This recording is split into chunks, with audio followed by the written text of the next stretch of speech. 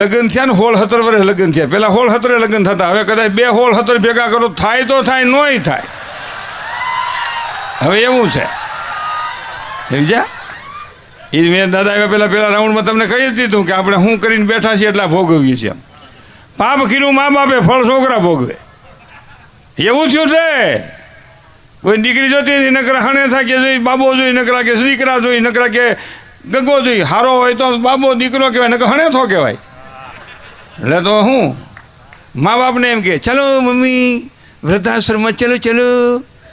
જો કેટલો બેસ્ટ વૃદ્ધાશ્રમ છે, કેટલા પંખા ફરે છે. હો એની માં કે તું રોકાઈ જાય ને કે હું 15 વર્ષ પછી આવ્યો પણ તઈ હું નહીં હોઉં. એટલે લગ્ન થયા 16-17 પતરાના ટકમાં રૂમાલ આવ્યા. પેલા પતરાના ટક આવતા, આ કેબિન જેવા કપાટ નહીં. પતરાના ટકમાં રૂમાલ, હોપારીને મોજા, 3 આઈટમ જ મેન. હોપારી પગે પહોણા ખાવા જવાનું હોય ને ત્યાં ઉમરે મૂકવાનું. જો આ મોટી બેન બધીને ખબર છે, એ પગે પહોણા એને વાના ખાવા જાય ત્યાં ઉમરે મૂકે સમજ્યા હોપારી. અને પછી રૂમાલ છે ને એ દેરાણી થતી, દેરાણી તો ન આવી હોય પણ નણંદ થતી હોય ને દેરને એને આપે. દેરાણી પછી આવે ને, વળી કોઈક બાકી રહી ગયું પહેલાં આવી જાય.